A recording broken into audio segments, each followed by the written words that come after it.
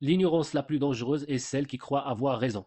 En 1995, dans la ville de Pittsburgh, un homme nommé MacArthur Wheeler a braqué deux banques sans cacher son visage. Lorsque la police l'a arrêté, Wheeler a dit Mais j'ai mis du jus. Lors de l'interrogatoire, Wheeler ne comprenait pas comment il avait pu être attrapé ni comment les caméras l'avaient filmé. Il a dit à la police qu'il s'était mis du jus de citron sur le visage pour devenir invisible aux caméras. Après des tests et avoir vérifié qu'il n'était pas fou, ils ont compris qu'il était simplement très mal informé. Comme le citron est utilisé pour créer de l'encre invisible, Wheeler a supposé que s'il s'en mettait sur le visage, il deviendrait invisible pour les caméras de sécurité. Quand on lui a montré les vidéos de surveillance, il ne comprenait toujours pas où son raisonnement avait échoué et était sincèrement surpris.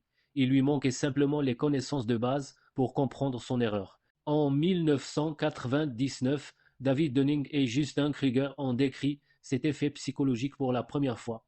Et même si cela ne semble pas évident, cela peut nous affecter tous. Dans leurs essais, ils expliquent comment les gens peuvent être si ignorants sur un sujet qu'ils ne sont même pas capables de reconnaître leur manque de connaissances. Ils ne savent tout simplement pas qu'ils ne savent pas. Nous ne réalisons pas les domaines dans lesquels nous pourrions nous améliorer ou les erreurs que nous pourrions reconnaître, car nous n'avons pas les connaissances suffisantes pour en être conscients. C'est pourquoi nous avons souvent du mal à voir nos erreurs et les aspects dans lesquels nous pourrions progresser.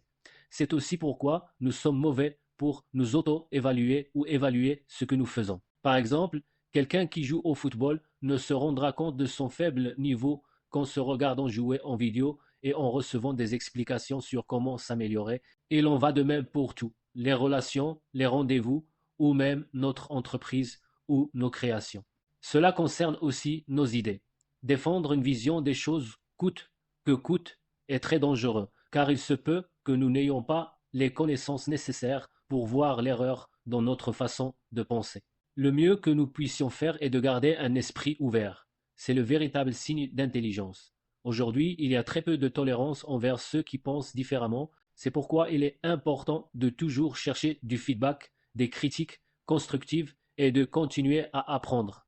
Souviens-toi, ceux qui se trompent le plus sont souvent ceux qui l'admettent le moins, car ils ne sont pas ouverts à le reconnaître.